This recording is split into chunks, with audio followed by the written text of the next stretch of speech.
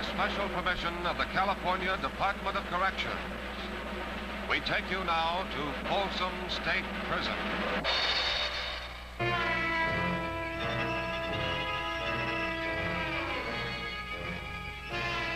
You are inside Folsom Prison. The prisoner is being taken to the boardroom for a parole hearing. He's serving time for armed robbery. He was a successful businessman. He held up a restaurant. Why did this man commit this crime? In a moment, we take you into the boardroom for the actual parole hearing, exactly as it takes place. Parole, brought to you this week from Folsom State Prison in California.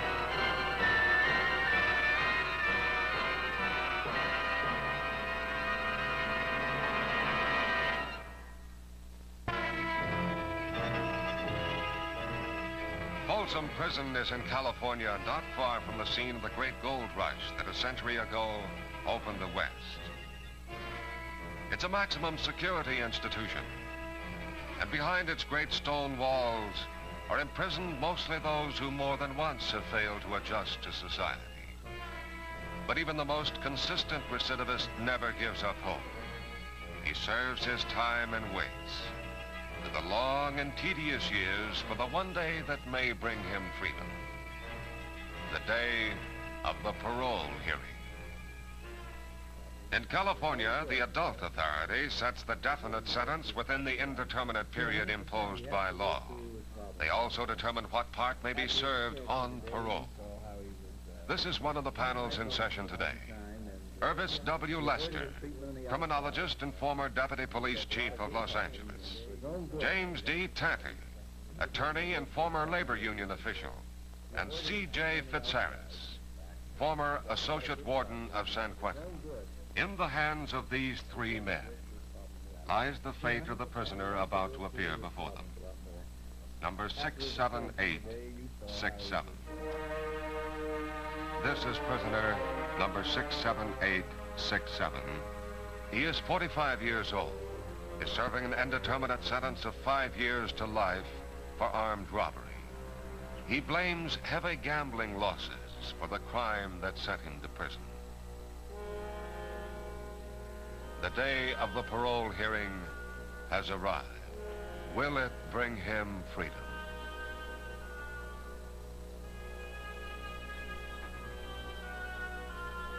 Would you come on in and have a seat there? How old are you now? I'll be 45 in July. And how long have you been in prison this time? 18 months. And what are you here for? Robbery. Armed robbery? Well, it wasn't a real gun. But first-degree robbery, first-degree because robbery. it was found to be a dangerous weapon. That's right. You held up a restaurant, didn't you? Yes. I stuck the place out, taped up a woman and a porter. But wasn't there more to that when you went in? Didn't you talk to the secretary in the place about her purchasing a television set? Oh, well, I was in there a few days previous to that, and we got to talking, and she said that she did want to buy a television if she could get it cheap, and I told her, well, I might be able to get her one, and then the following Monday morning was when I went in and attempted to stick the place up. Were you alone at the time that the robbery occurred? No, I was with another fellow. I see. Then you pulled this weapon out of your pocket or yes. something? And what happened from that point on? Well, I taped the woman up and taped the porter up, and you taped her hand? Her hands to the chair, and the porter, he was on the floor. And I took what money there was and walked out. How much money was there? It's about $600. And this other fellow that was with you, was he inside with you? Yes, he was. And under what circumstances were you apprehended? How were you caught? Well, there was a fellow that worked across the street from this place in a filling station, and he saw my nephew, that's who was with me on this, run to the car, and then a few minutes later I came out and he gave a description of the car, and we were stopped. Well, now coming to the point, why did you commit this robbery? I don't know, Mr. Tainty. I, for the life of me, don't know. Were you short of funds at the time? Yes, I was. started gambling, and I lost quite a bit, once in Reno and once in Vegas, and, well, just foolishly, I went ahead and made an attempt to get it. How much money did you lose gambling? Well, it was a few $1,000s. Over how long a period of time? Well, it was, I'd say about 4 months, 4 or 5 months. Apparently you did well when you conducted yourself in a legitimate manner outside. You made a couple $100 a week, didn't you? More, if I'd work hard. If I was buying up job lots, merchandise, and selling, without being braggadocious, I could make $300, $350, $400 if I wanted to work hard. Didn't you want to work hard? Well, I just worked, and, well, sure, I'd work hard. And, you live high? yes, I did, yes. You had this air pistol. Yes, sir. How long had you had that? Well, I bought it for my nephew's boy. At the time when I bought it, I had no intentions of ever using it. I mean, outside of just letting the kid play with it. When was the first time you were arrested? It's been so long ago, Stanley, I don't think I can remember that far back. Wasn't it in 1927 it involved an auto theft?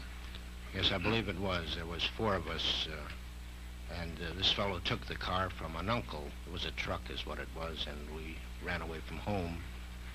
And when we came back, we were all arrested.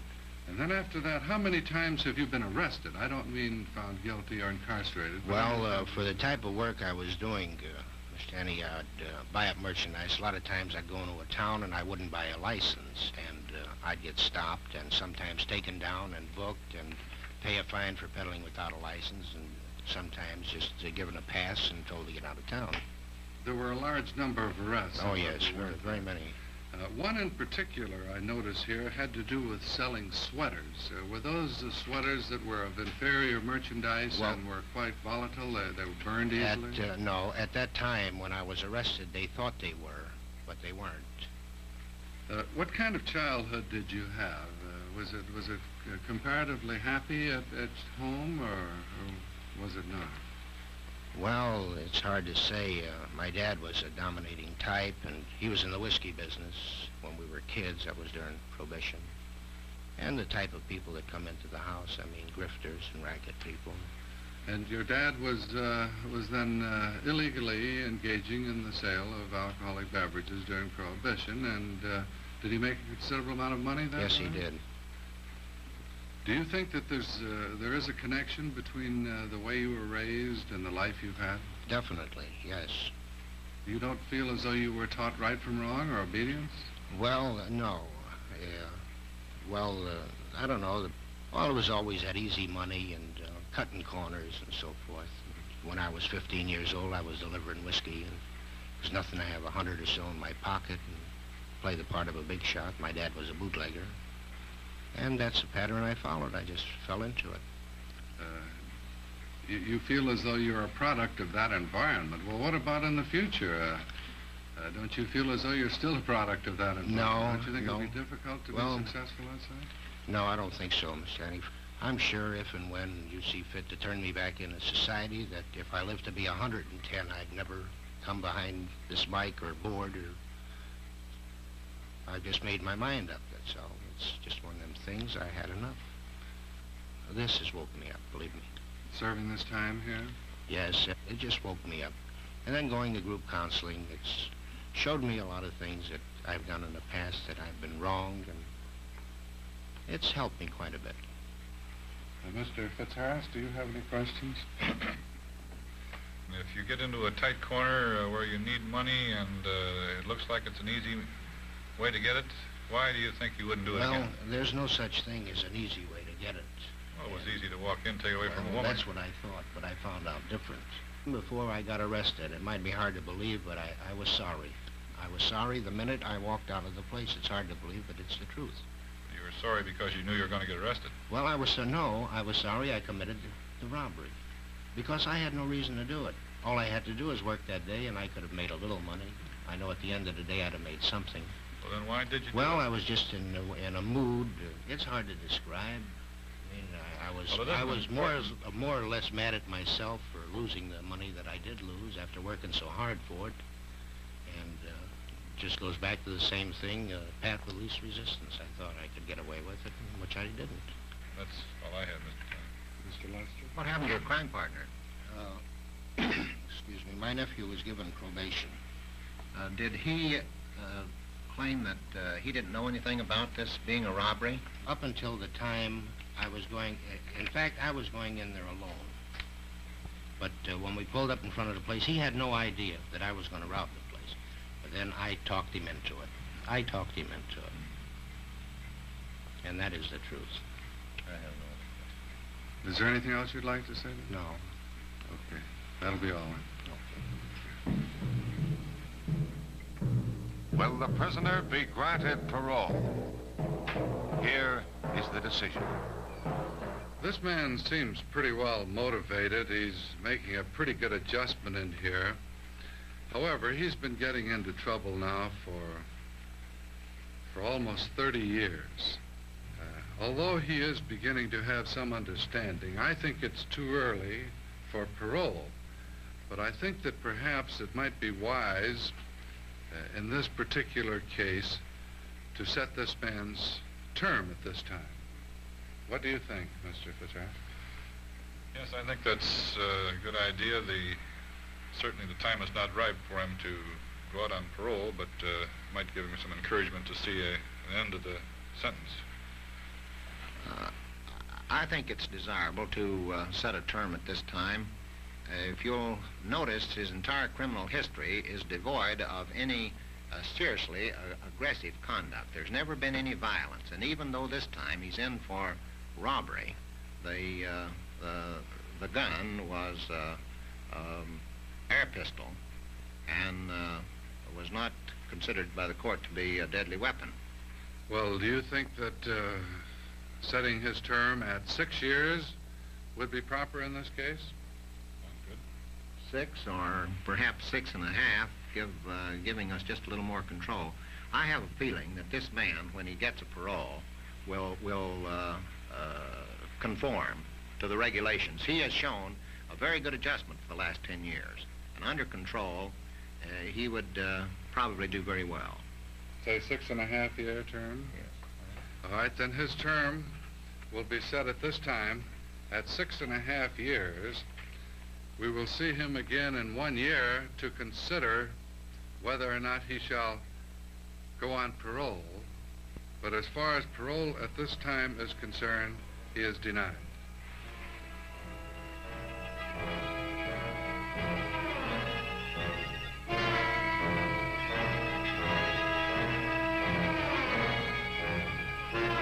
Parole denied. In a moment, we take you to the second hearing on parole.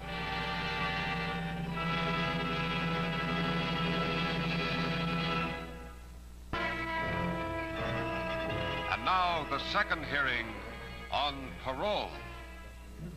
On the panel for this hearing are Clinton T. Duffy, former warden of San Quentin, C.J. Fitzharris, and Everett M. Porter, attorney and civic leader.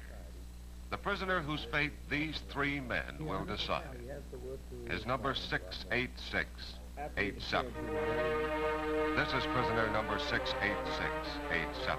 He is 34 years old, is serving an indeterminate sentence of 7 years to life for robbery and escape. He blames his life as a child for the crimes that sent him to prison. The day of the parole hearing has arrived. Will it bring him freedom?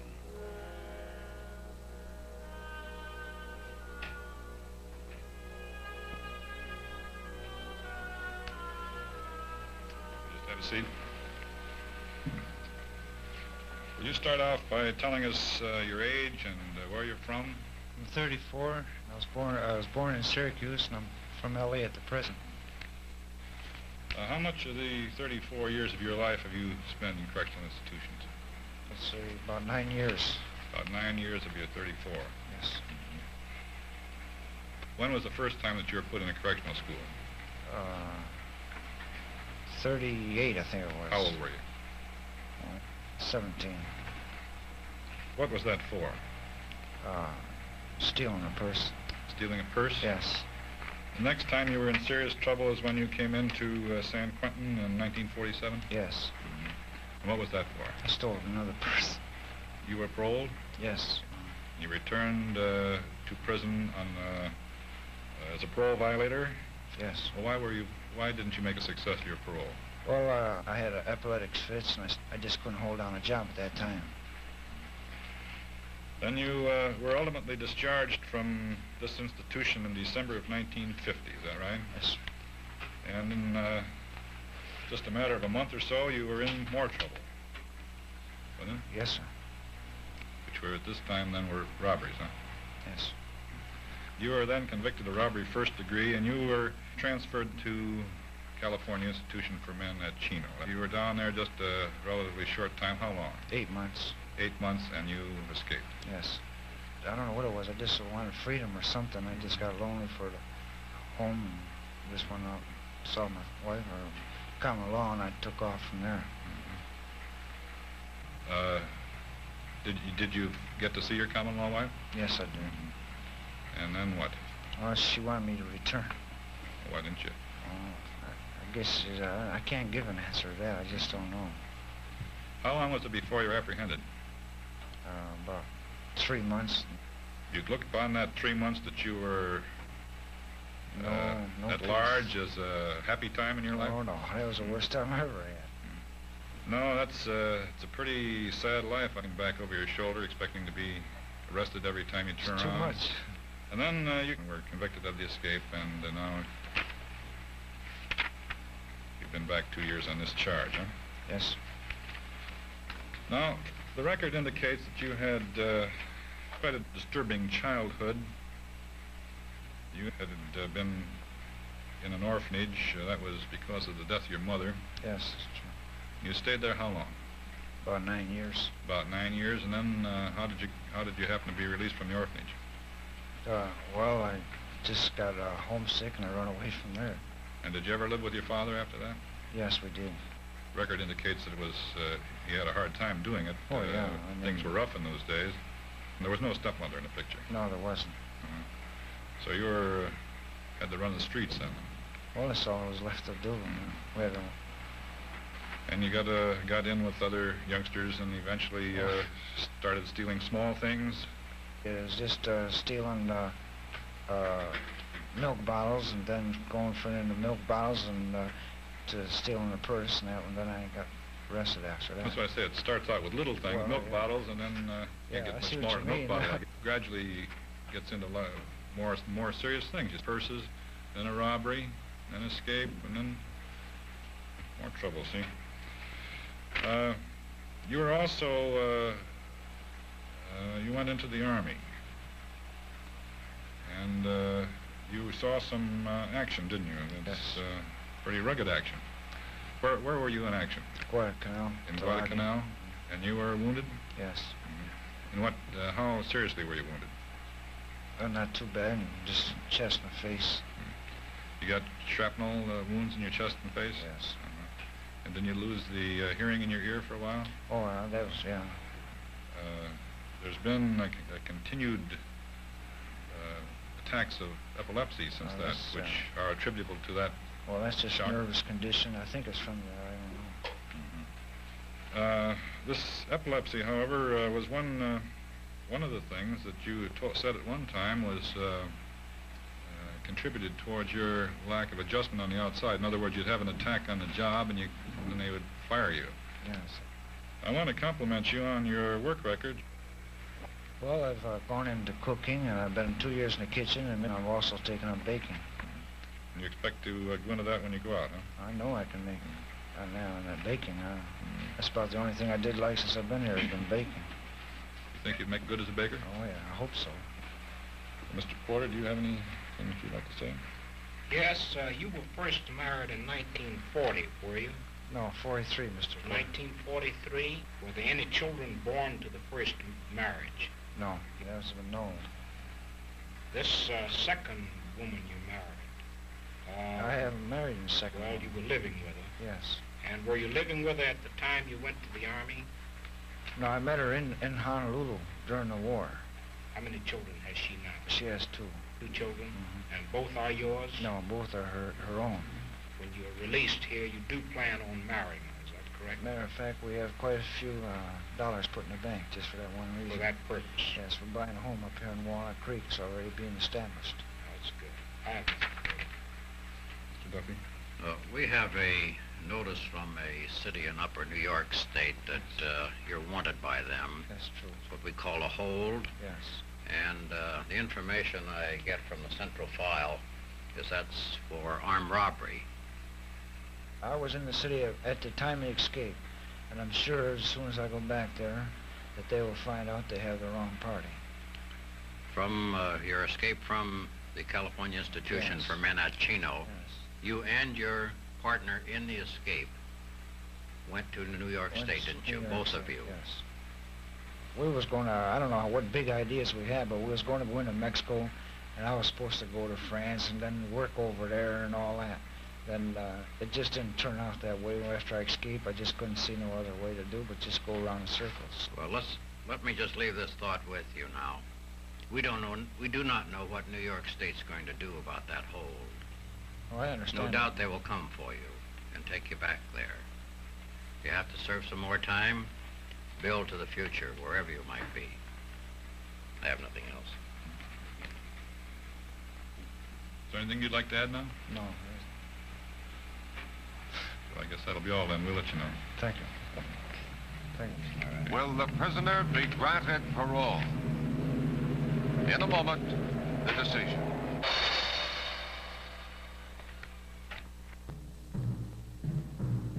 And now, the decision.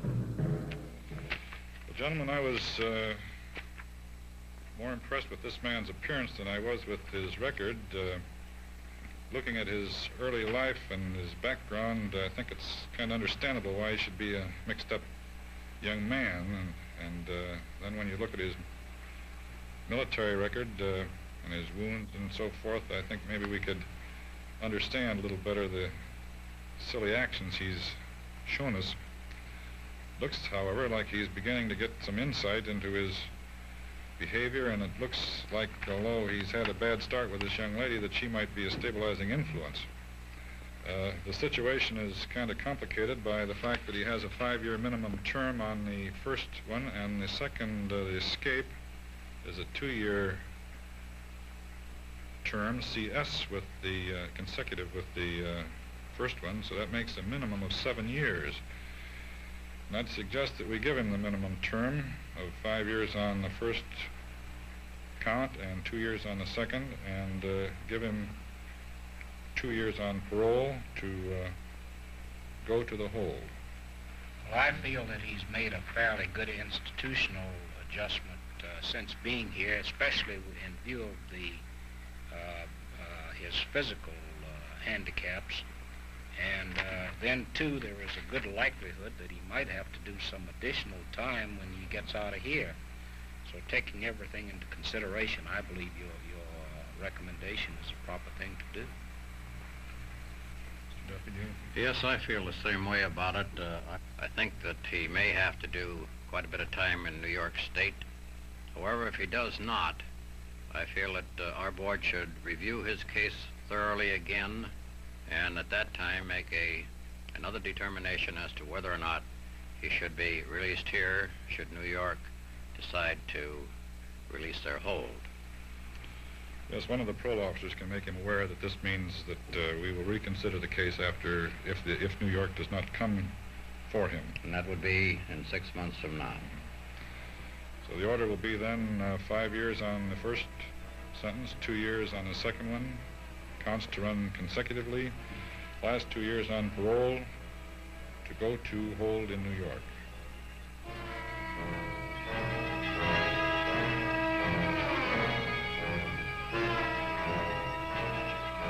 Parole granted.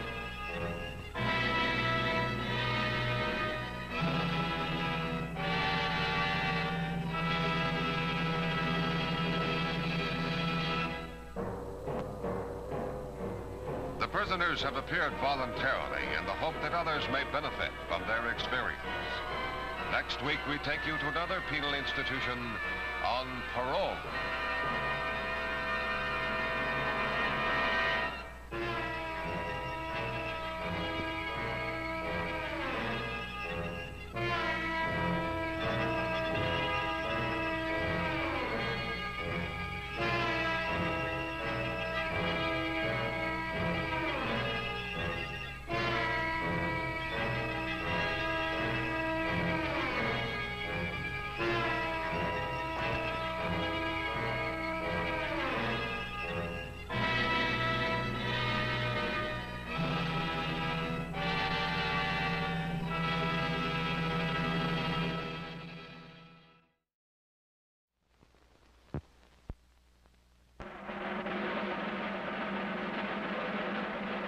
By special permission of the California Department of Corrections, we take you now to San Quentin Prison.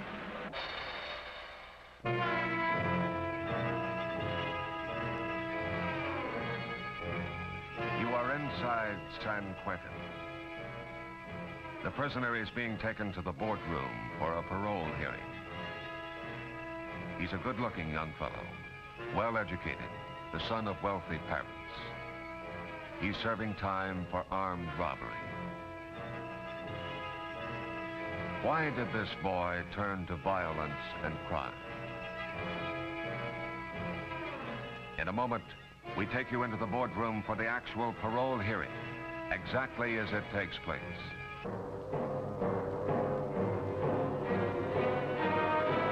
Parole, brought to you this week from San Quentin Prison in California.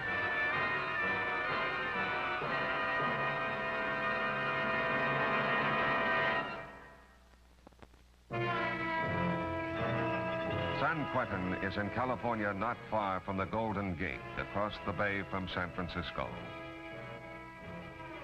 Behind its walls are over 5,000 men, from petty thieves to murderers. And here a prisoner may work, go to school, or play ball. But it's still a prison, with stone walls and steel bars, where a man serves time.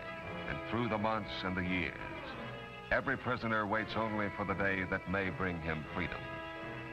The day of the parole hearing. In California, the adult authority sets the definite sentence within the indeterminate period imposed by law. They also determine what part may be served on parole. This is one of the panels in session today. Clinton T. Duffy, former warden of San Quentin. James D. Tanty, attorney and former labor union official, and Fred Fensley, attorney and former chief parole officer of California. In the hands of these three men lies the fate of the young man about to appear before them. Prisoner number 53465.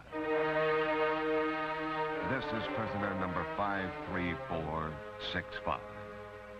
He is 23 years old. Is serving an indeterminate sentence of 5 years to life for armed robbery. He blames his socially prominent wealthy parents for the crime that sent him to prison. The day of the parole hearing has arrived. Will it bring him freedom?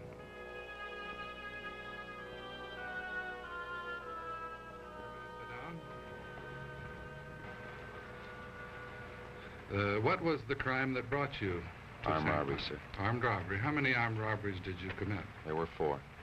You had a crime partner also in Yes, these sir, I did. escapades. You had a gun, a pistol in your possession? Pistol and a blackjack, sir. Pistol and a blackjack. Yes, sir. You went in and held these people up on all 4 occasions with the use of the pistol. That's right, sir. Well, how did you proceed, and will you tell us, for example, about the particular crime that brought you here and the crime for which you entered a plea of guilty? Oh, it was almost Christmas time, and I was pretty well out of money. So I decided that the easiest way to get money was to take it from somebody. So I enlisted the aid of my crime partner, and we went, excuse me, we went to a gas station out on Sepulveda Boulevard. We parked in back of the station. I got out of the car and went to the back of the station. The tenant was in the front. I walked around the front and told him that the toilet door was locked. Well, he got the key and came around and to the back to open the door.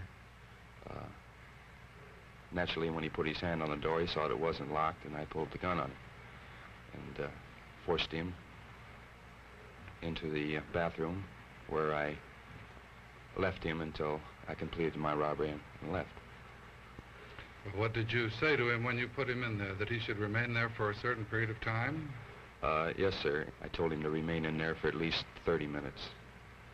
And then you went and got the money from the till? Yes, sir. It was outside strong box. And I took the money from the till, took the till and all, in fact. and left. How much money did you get from him? $68, I believe, sir. Did you harm him in any way? Yes, sir. At first, when I started to leave, he made a movement which I thought was towards me, and I blackjacked him rather than shooting. I figured that it was unnecessary to shoot him, and I'd rather hurt him than to kill him. In looking back, do you think that the movement he made at that time was some sort of resistance? It's hard to tell, sir, for the simple reason that when you're in a position like that, you're very teed up, and any movement from any direction or movement is liable to startle you quite well. Well, the reason he stayed in there for 2.5 hours was not just in obeying your instructions. No, sir, he was not unconscious. In other words, he was not unconscious. I struck him down, and he stayed down.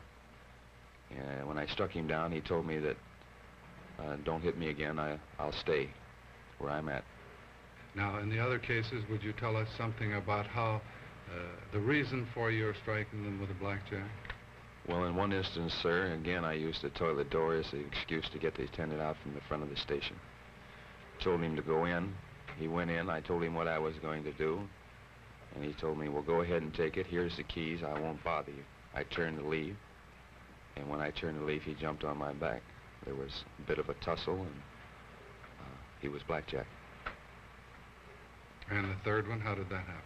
The third one was a 19-year-old boy that thought more of his life, I guess, than he did of the some $50-some that were there. Oh, that was the one that you didn't blackjack, you mean? No, sir, I blackjacked. Well, do you feel as though the action on your part was absolutely necessary? Well, at the time that I did these robberies, I thought that violence was the end of all roads, means to all ends. You thought at the time then that you would use the blackjack, but if necessary, you might have to resort to killing. That's right, sir. You spent your early life in Chicago, you say? Yes, sir. You lived in the home with your parents? I lived with my father, sir. Oh, I see. Well, my father and mother are divorced, have been since I've been 8 years old. Oh, prior to the time you were 8 years old, you lived then with your father and mother? Well, no, sir. I've always been put in boarding school. Actually, my residence has been in Chicago, and I've lived gone to private schools around that district. Well, how old were you when you were first put into a school? 6, sir. Tell us about your parents. That is, as much as you know. You spent a great deal of your time with your father. What about your father? Was he successful? Businessly, yes, sir. You say that he was successful in business. Now, there must be some implication to that, is there? Well, in my personal opinion, the man, he is not a success as a man. Because, for the simple reason that he's been married 3 times, and none of his boys choose to live with him, and I think that in itself would show that a man is, well, I won't say deficient in any way, but he must not be a whole man, or his children will certainly love him. Do you think that you would like to resume your residence with him in the future? Definitely not. Do you remember much about your mother? No, sir. Very, very little. Do you feel as though your father is to blame for depriving you of the love of a mother over these years? Well, I can't say that, sir, because being in boarding schools and constantly surrounded by other people, I don't believe I actually miss my mother. And when my mother came to me when I first was incarcerated, I didn't feel anything until that night. Then I realized how much I had missed her. In your early years, did you have any psychiatric treatment or? Quite a bit, sir. Well, what brought that about? Well, my unruly ways. My father saw fit to send me to a number of psychiatrists, including one of the most eminent psychiatrists in Chicago. Did you know what conclusions they came to about why you were unruly? No, sir. They didn't see fit to tell me. Do you have any doubts about your masculinity as far as the opposite sex is concerned? No more than the average man in here does, I think, sir. I think everybody runs across it in here when he's incarcerated for any length of time, it's possible that a person might doubt it. Well, did you have that feeling prior to the time that you came to the institution? Yes, sir, I did. Do you have any homosexual tendencies? Maybe it's possible I do and may not know. Well, was your feeling toward this other inmate, was it one of, well, that you would say love or something of that sort? That is hard for me to explain, sir. I don't know. Did you have a feeling toward him like perhaps you may have had toward a young lady on the outside at one time? No, sir, it wasn't that kind of a feeling. I just, I don't know how you would say it. Do you think that if you and he had been alone together and knew that you would not be disturbed, that you would have engaged in some sort of homosexual activity, or did you feel as though you had the desire to do that? The desire was there, yes, sir, but whether the actual act would have come down, I'll never know.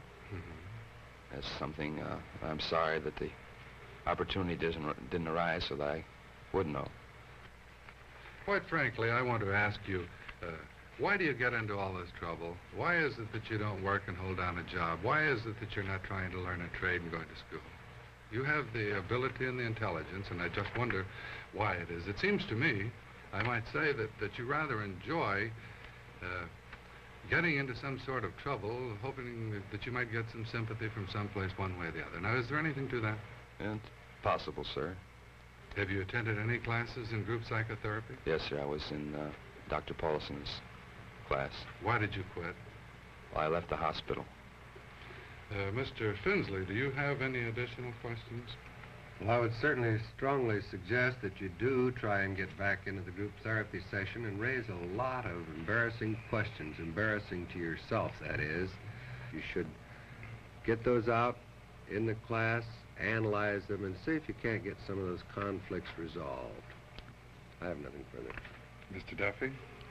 You impress me as still being a very confused young man. Well, You've had a lot of good sir. advice here today by both Mr. Tandy and Mr. Finsley. No need to repeat it.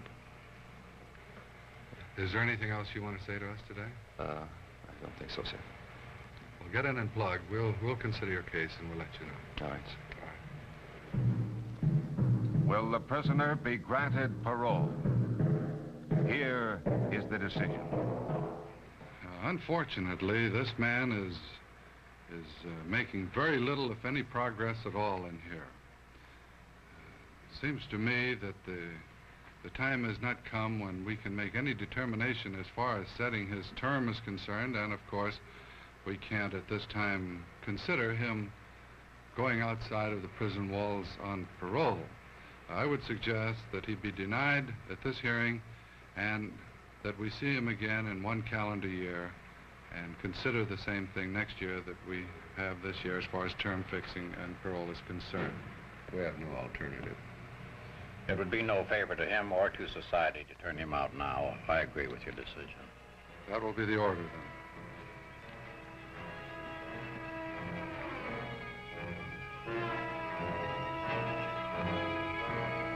Parole denied.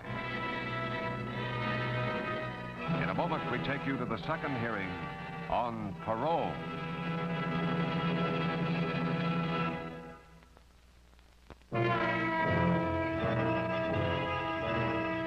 And now, the second hearing on parole.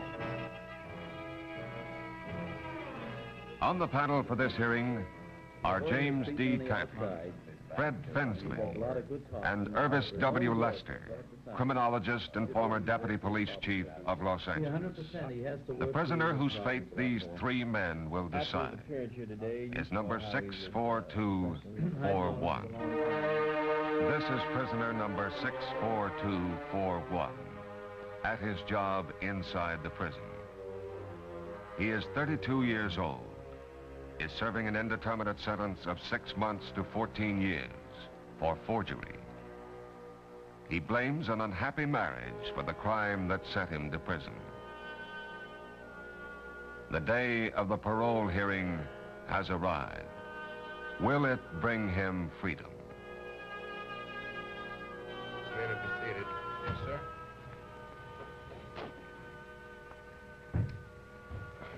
Well, you've been here now a year and a half, is that correct? That's right. On a charge of forgery. Yes, sir. A series of checks that were passed that in the instant crime that brought you here, those were traveler's checks, were they? Yes, sir. Where did you get them? Well, I got them from another fellow I'd known for about a year. And he had a proposition to me that he had some checks there, and he'd show me how to handle them and do everything, and I could make about $500 on them. Were these checks stolen? Yes, sir. Did you steal them? No, sir. Did you know they were stolen? Well, I imagine they would. I mean, I'm not going to lie to you there. I guess I knew they weren't his, in other words. How many checks were there? How many did you pass? Well, they had 1,400. They were all 50s.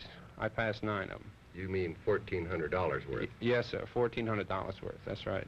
How many did you actually pass? I passed 9 of them. At the time, my wife and I wasn't getting along too good. She had lived with another gal, and this gal was having affairs, various affairs with servicemen, and the kids, when I seen the 2 kids, they didn't have no shoes and nothing like that. And everything was going fine until the wife got a job as a waitress. She started going out with bus drivers and everything else. I just went to my mind, that's all at the time. Hadn't you quit your job just before you had passed these checks? Yes, sir. You see, I'd got them 3 days before, and I practiced the signature with the help of my accomplice. And the 3rd day, I asked my wife, what should I do it? I think I actually wanted her to tell me no, show that I was wanting. But when she says, go ahead and I don't care what you do, that was it. I notice you've been in orphanages most of your life. Tell me a little about your background, will you?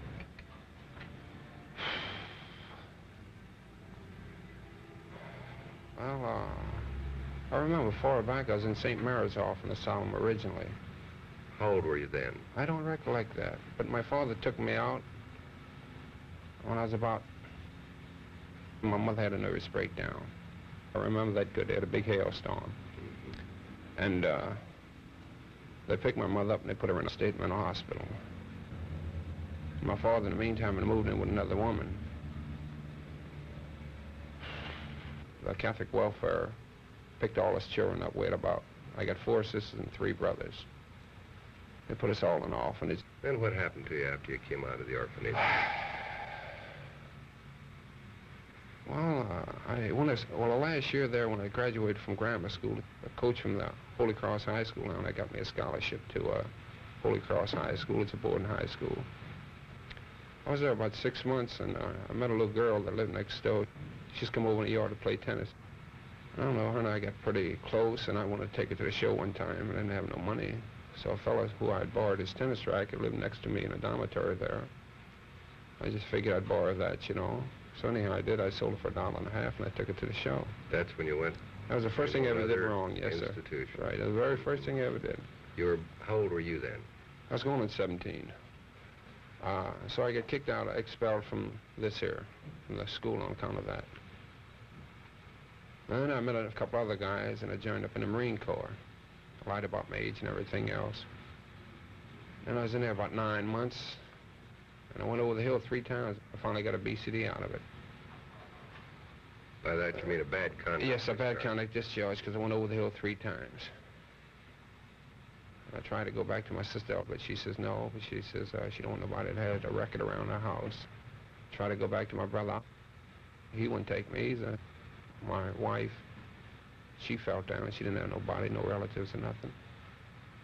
So I was in a circle going back and forth, you know, and I lit up with a fella that ran a bookie, and he got me a job there, $5 a day, and showed me how to mark the racehorse boards, you know. And eventually I called into the horses there, and I was betting my salary, too.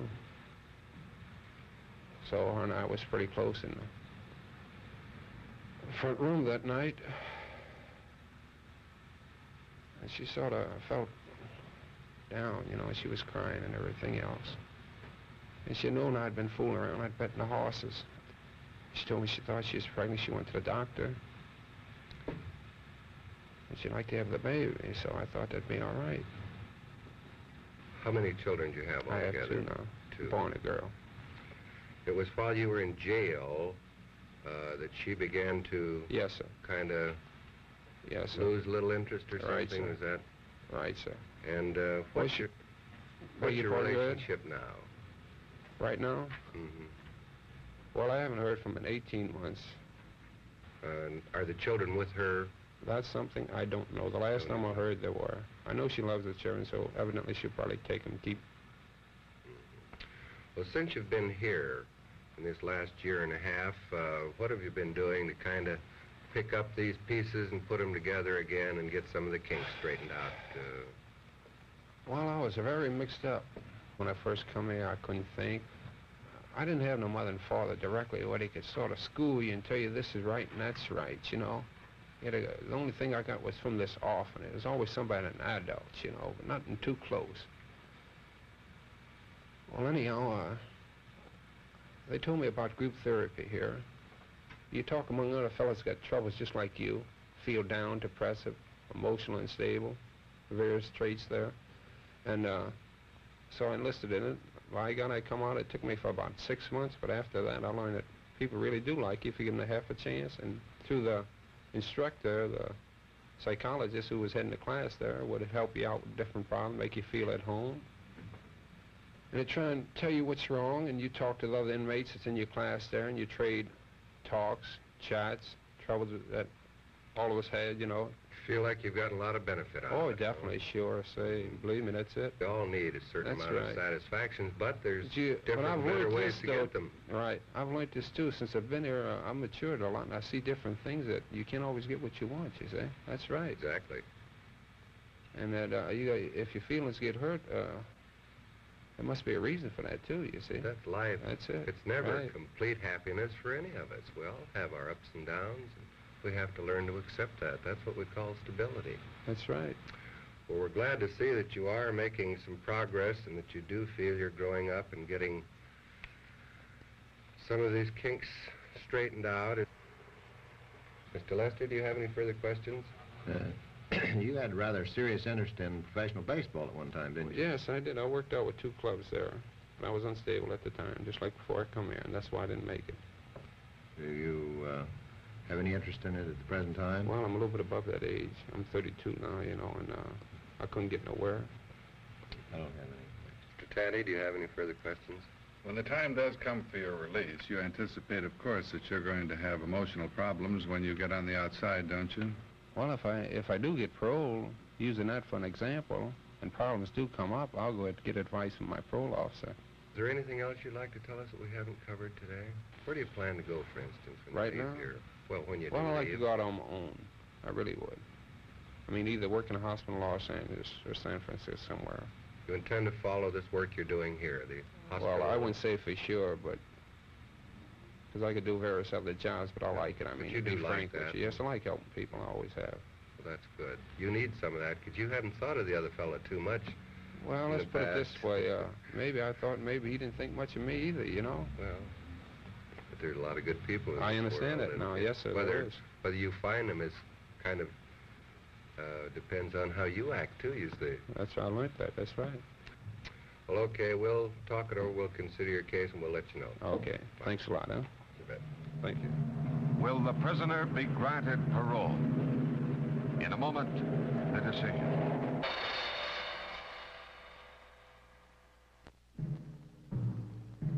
And now, the decision. Well, I feel that the boy has made a great deal of progress since he's been here. He has no hostility at all. He's accepted the program. He's come a long way from the chap he was when he came in. I believe that we could well give this boy about a 4-year sentence and give him about 2 years and 3 months of that on parole, which would keep him about another 3 months to round out his institutional program. How do you feel, Mr. Lester? I think that's an excellent suggestion. I think he will yield himself very well to a parole program. He identifies very well with those in authority at this time. He'll welcome supervision. Mr. Tanny? Yes, I think that's right. Well, fine. We'll give him a 4-year term, 2 years and 3 months on parole.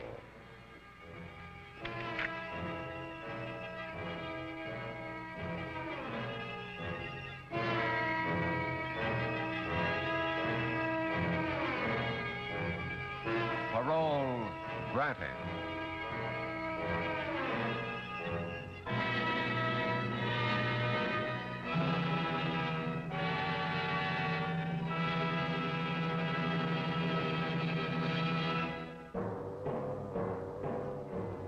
The prisoners have appeared voluntarily in the hope that others may benefit from their experience. Next week, we take you to another penal institution on parole.